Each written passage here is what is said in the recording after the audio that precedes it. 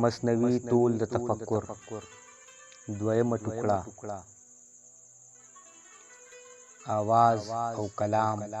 د تاج بهادر تاج مدح او ستاینه د خیر البشر صلی الله علیه و آله وسلم په شان او خدمت کې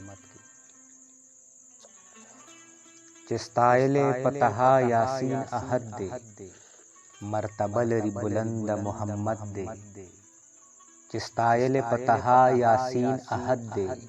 مرتبه لري بلند محمد دی په هر لور تیاره خور د جهالت وا د هر خوار او غریب رخه مصیبت وا دغه وخت کې رب رحیم د امر راغې غم زپلو لره خیر البشر راغې په هر ځای په هر مقام چې ودرېدلو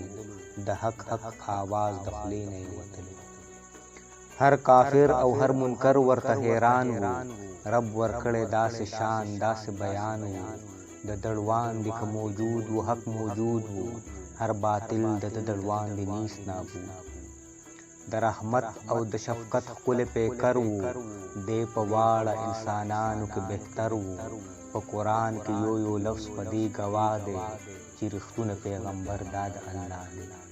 نبوت په د تمام شدای حد دی بې د دې که په بل خیال دی هغه رد دی د دین کار یې ښه په شرع برابر کړ لوی سفر و په حکمت یې مختصر کړ که هر څو یې اورېدلې روانې وې د صبر پیمانې ورته حیرانې د همت او د حکمت ښکلې چینه وه د حق ذکر یې د هرې ساه حصه وه یو لارښود او ښه استاد د زمانې و قیمتي لال د قدرت د خزانې و ناخبره یې خبر په این و آن کړل آیتونه د رب د ورته بیان کړل جاهلان یې نقطه سنج او نقطه دان کړل احادیث په هر باب ورته بیان کړل ناخبره یې خبر په این و آن کړل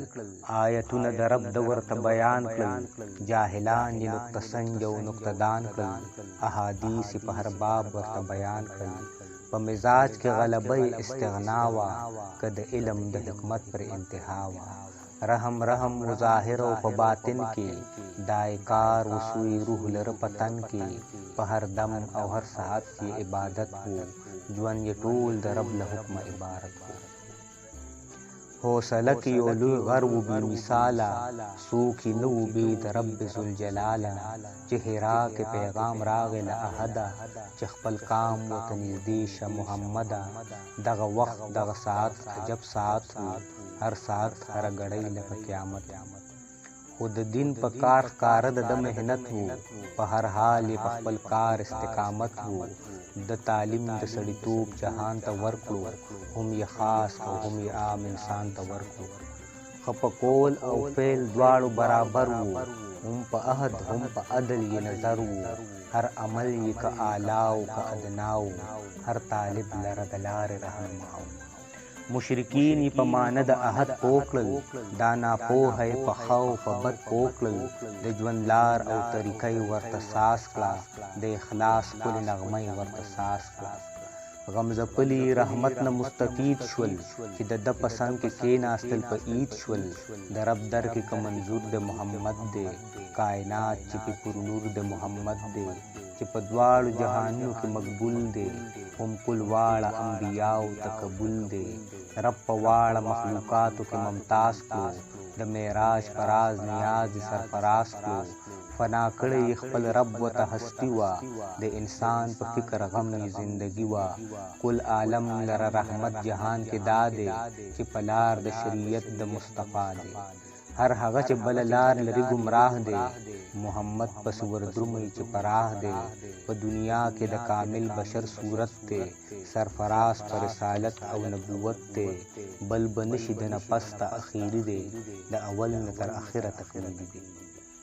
بل به نشي د نه پس ته اخیري دی د اول نه تر اخره تکمیلي دی سل سلام سل درود په احمد دی دا لفظونه مې په لور د محمد دی دا لفظونه مې په لور د محمد دی